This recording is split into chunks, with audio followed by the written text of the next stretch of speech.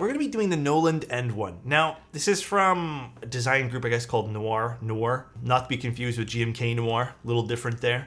This is something I've been itching to do. I've been itching to do this one for a while. We had to wait a little bit just because we had a little bit of a hang up on a part. But dude, this board's kind of neat. It's something I feel like a lot of people will probably end up really liking. But I want to preface this entire stream today with one thing, okay? This keyboard is clearly not for everyone. This keyboard is giant, first of all. This keyboard is also, the front height on it's kind of tall, so you probably will need a wrist rest. Before I even open it, I want to tell you guys this. Price-wise, it's actually not bad for what you're getting. But again, I want to, before someone, like, I don't know, runs to the comment section for the potential video for this and tells me, like, this keyboard is not used. I think this is more, first and foremost, a cool project that can be looked at as more of an art project of anything, with some cool tech in it. I love what they're doing with it personally. Now we'll see if it's going to be good or not in that sense. Dude, I just think it's going to be a cool board. I think this is an art piece that goes in your desk. It's still functional. It's a functional art piece, if anything. Now, it's going to start at $549, which, dude, when you guys see this, you guys are going to be like, how did they even get the price to $550? And then the Polar Ice edition, that's the expensive one, is going to be like $1,239. It's pretty crazy. And then if you want all their extra stuff with it, you're looking at like the keycap set, the switches, the wrist rest. It's like $70 for the keycaps. The switches are $72. Wrist rest is $125. The special cables $65. And then looks like an additional PCB is another $110, but you get a plate. Kind of expensive for a PCB as well. $110 for the PCB. Yeah, I want to look at the PCB before I jump to conclusions though. Like, I don't want to jump to conclusions and be like, this is a terrible price, because if there's something about the PCB that makes it $110, I don't want to like eat my words, but let's take a look. Okay, it's a big box here. I have kind of had to open it a little bit because I already took it out, but this is not a PCB. This is not Topper, by the way. This is what I meant, dude. I don't think this is for everyone. Does it come with launch codes? It's so cool, though. So there's a lot of interesting things going on here, dude. It's really heavy. We can probably take a look at that afterwards. This is not a PCB. This is not anything. These are what they're like dubbing to be like sound domes. It also has magnets. It has a suspension system, as you guys can see over here. I mean, you can even see it from the side profile. Like, that suspension system's just actively doing stuff here as well, So here's the side profile. I mean, it's a sharp looking keyboard. This is how tall this thing is, so you can see that this is pretty tall. I don't know the exact front height for this. If we measure from the lip, I would say this is probably a good 30 something millimeters tall. And then we got a little suspension system. The back is interesting too. I don't even know how I'm flipping this over, but we're doing it. And this is how the back looks. So it has a lot of just really interesting pieces. It says Noir there, the brand name. I'm not sure if this piece is installed upside down, but it's really cool. Like, it's genuinely, I bet this thing's 1,000. No, it's actually 560 bucks. Now, do you guys see what I mean by how on earth did they get this price that low? Do you guys see what I mean when I said that? Because when I look at this, I'm seeing like an $1,000 project. It's just crazy to me how, I'm not saying 550 bucks or whatever it is cheap. I'm just genuinely shocked that this is at 550 bucks. Why is the other one 1,000? It's special finishes. You're paying more for the finishes of that one there. But let's read some of what they have here. So basically, it's using something called a Lucas suspension system. Completely new structural form consists of 6 sets of suspensions and 2 magnets. When viewed from the top, its structural characteristics closely resemble a spider. I'm guessing these are supposed to be the legs. Much like the animated character Lucas the Spider created by illustrator Joshua Slice, hence its name, the Lucas Suspension Spider.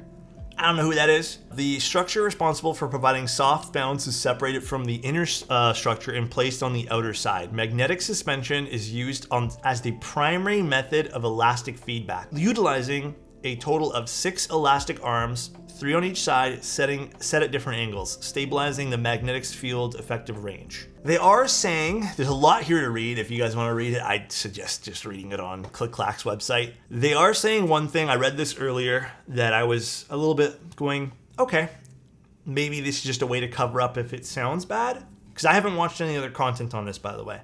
They said typing on the Noland N1 feels like typing on a suspended platform. Fair, not very descriptive, I guess, in the keyboard world, but even forceful key presses do not generate a strong impact. Totally fair considering how much suspension this has got going on. On this soft suspension platform, the sound remains clear without being muffled. And I'm guessing this is where these sound domes come in. They're saying this is going to have a crisp and loud sound signature. We'll see, I guess. And this is the space colorway. There's only two colorways, so we'll see how this sounds. It's very, very interesting. Now, this is going to utilize a 1.2 mil PCB, which I thought was a little bit funny because I really would have thought they would have went with the more standard 1.6, considering that the keyboard itself is going to be flexy everywhere, and like you're not going to rely on keyboard PCB flex. It's a preference thing. I totally get it. I get that, but I would have loved to see a 1.6 alternative for people. So if you guys are not 1.2 mil PCB fans, this might be a write-off. But let's take a look at some of the other stuff here. We have our plate and some foam. So again, interesting combination here is, I don't know if I necessarily agree with it. I'm in the camp of I don't really despise or feel any sort of ways towards skeleton plates. Some people do. I'm not too, I guess, harsh on them myself. I know some people are, though. Some people absolutely hate these things. For me, it's more the PCB. I'm always in camp, get a good PCB. Plate shouldn't matter all that much when it comes down to if it's a skeleton plate or not. But anyways, this is the PCB. Very flexible, very thin. We have some foam, which I don't know if we're going to use. This is one of the trays that comes with the case, by the way. It's like an actual tray for this stuff you get. And we have our PCB. Let's see why they said the PCB and plate was $110. There's also a piece of PE film there, which we're not going to use. Oh, maybe because it's Bluetooth or something as well. I forgot this had a battery in it, I believe, or maybe they planned to. I mean, even with it though, $110 for the PCB. I'm unsure why the price point's that high. It's weird because the rest of the keyboard seems like such a, so it's actually decently priced for what it is. As for compatibility, we have not a whole hell of a lot going on here. So we are going to be, looks like stuck to a 6.25U. We have a little macro column here and a little column over there as well. Interesting layout. Oh, I didn't even realize this was an LED. And then a whole bunch of other little accessories here. I have no idea what these keys are for. Maybe they're for the case. I have no idea what these keys are for. They're just in the box. We have a little Bluetooth dongle. Looks like feet and screws. I'm not quite positive what all this stuff is for. I think these are there's glass things that go on the side over here. By the way, I love this particular feature or I guess aspect of the board. I thought this was super pretty. But they have little pieces that get covered for this. So cool little glass pieces that it will eventually sit on top of this so you can still see all the suspension system. Which I thought, when I was originally looking at this board, I said, wow, you know what? I would have never really been one to think of that because I'm just like, oh, you guys have a lot of cool tech in it. But the fact that they're kind of showcasing the tech adds to the, showcasey kind of feel of this particular board. So again, really getting the vibe here. They put a lot of time and effort into it, and I love that. This is such a cool project. How feasible is it to use on a regular basis? We'll continue to build this here and find out, I guess. But the glass will keep some dust out too, which is nice. That's a good point too. I feel like an enthusiast who just wants something cool on their desk would probably buy something like this. Let's see. Do we have to take off these to get into the board? It's all in the front, right? I had a feeling. I don't think they'd want you to flip over the board. Got some little foam pads for the glass to sit on too. Let's see. I'm guessing we have to probably remove this system first. I see, and then there's screws along the side here, but what's a good way to get to those? All right, I like the fact that this piece of aluminum has some tasteful polished chamfers on it as well. That's pretty looking. So let's do a screw count. We'll see how many screws it takes to disassemble this board. So I want to also clarify, having a lot of screws on a board doesn't make the board automatically bad, although it could not lend to the entertainment of the board to actually build, but I guess we'll see. So far all the screws seem pretty accessible. Oh shit, there's a lot of screws in here, huh? 8 screws on this piece alone for this suspension system. I can see the board kind of wanting to come up now, which is good. Wonder, can I just slide it out like that? Oh, nice. All right, so I don't really need to uninstall the other piece there. Wow. Again, I think if you're buying this board, you're probably not gonna mind the amount of screws. This is interesting. Got to admit. All right. I also really like this kind of finish, this space kind of finish too. At least all the screws are the same. I will give them that. There's no kind of having to separate your screws here because they're literally all the same. It looks like they did a good job. There's actually like little foam padding around everywhere too. I don't know if you guys can see what I'm pointing at here, but they got little foam padding as pieces, you know, are probably gonna touch. So I can appreciate that a lot. Actually, do you guys want to see one of these? Let's see, can we take this out? Interesting. And like, you know what's crazy about this? Like the machining on this and even the ano on this is pretty damn good. And again, little foam pads to kind of, wow, even they got that little scoop machining on the inside over here too. This is nice. And they didn't just kind of cheat the system here and not fill in the color underneath that too. Wow. All right, so here's the top frame of the case now. Little polycarbonate piece over here. Oh, well, there is some, again, is this forgivable on the inside? What is this supposed to be? Oh, the magnets. It looks like glue. They glued the magnets in or something, or however they adhered the magnets inside the case. Bit of a messy job right over here, but I mean, this is a piece you'd never see. I'm not livid about that. Again, you'll never see that, but everywhere else is great. So this is the domes, which I'm gonna take off anyways. I don't know if we need to, but I want to take off just to see what's inside here. They're calling this sound domes, as I mentioned earlier. All right, so these screws are different. Oh, interesting. So this is a separate piece. Oh, then they just got a piece of foam here. Oh, I might not wanna remove this. All these are just kind of laid out on the foam.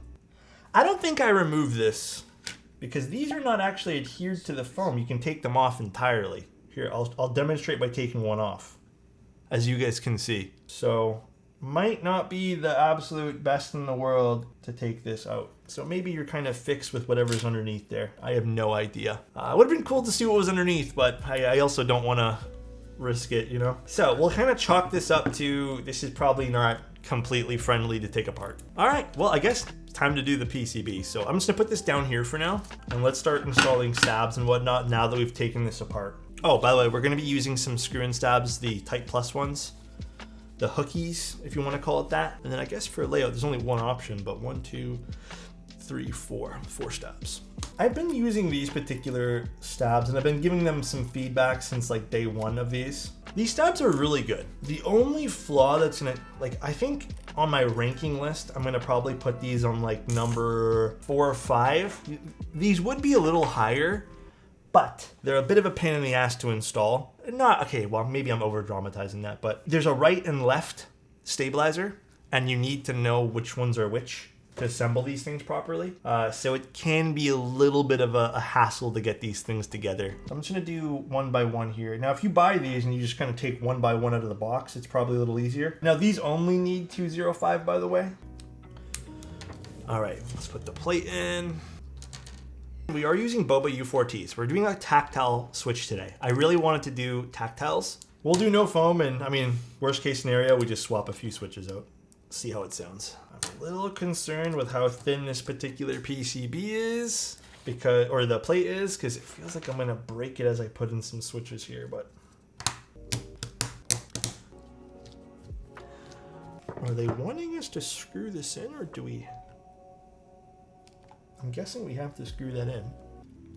Oh, there is batteries in here somewhere. I'm guessing the batteries are underneath.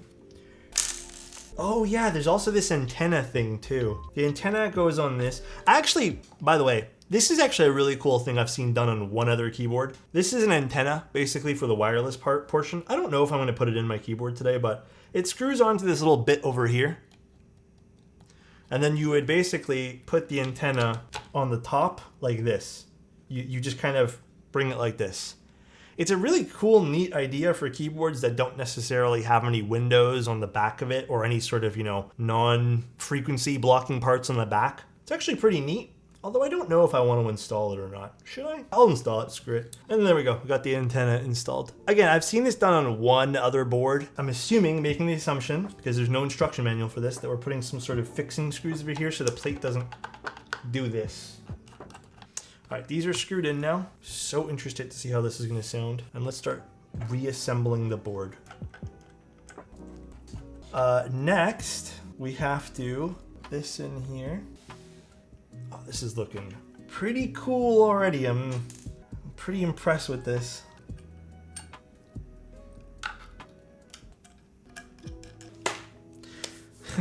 Now the glass. I'm a little nervous for this. So this is glass overlays. Feels like I'm building a computer case. There's countersunks on these.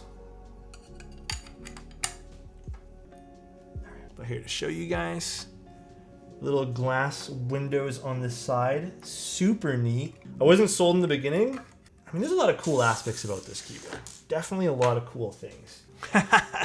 That is pretty cool with the glass though, dude. Okay, I can appreciate this.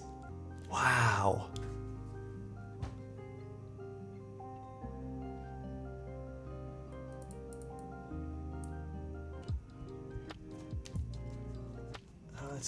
That's so cool. Okay, I am liking this more and more. The more we use this, the more I like it. All right, keycaps. Keycap time.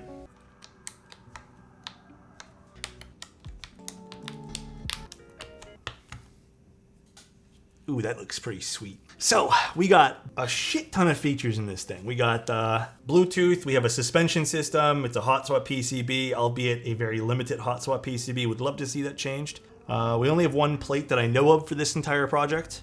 This is how the side profile looks. Jeez, that is chunky, dude. That is, look at that bounce too. Can you guys? So that's how much this particular thing works. All right, flip it to the back. We do have a pretty recessed port, and they thoughtfully allowed it so you don't actually have to worry about the cable screwing up there at all, which is interesting. So they're giving you a big old port there. Damn, this is so neat, dude. And then they do have a big space underneath the keyboard. Obviously, this is gonna let the keyboard go down over here. Let's see what this sounds like.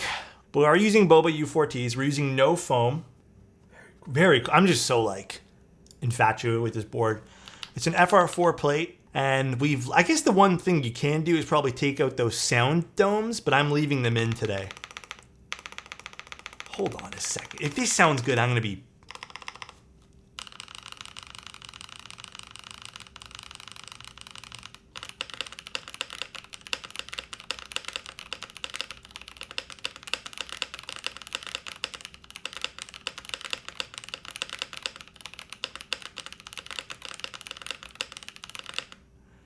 I like the spacebar. I think the spacebar is not terrible on this. I think it suits it. We can try to change it to a different switch. I actually don't mind the spacebar, guys. I know what we are expecting, but this is a tactile switch also. I like this.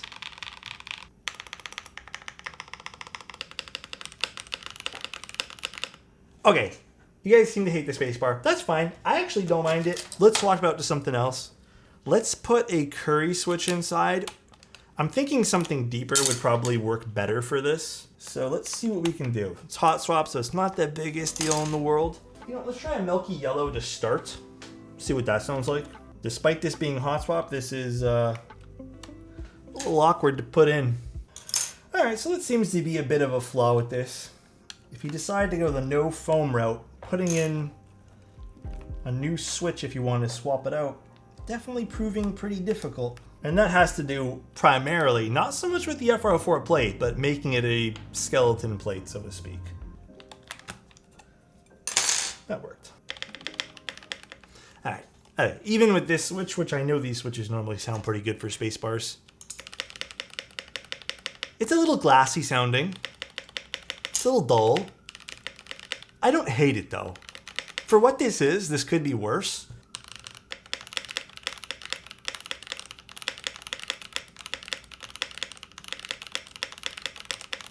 Actually,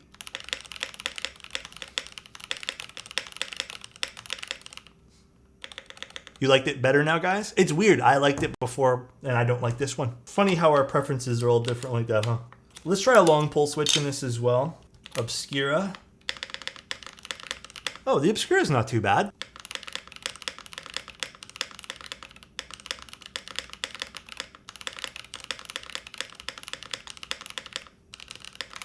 Interesting board. I need to tune that stop just a smidge, but.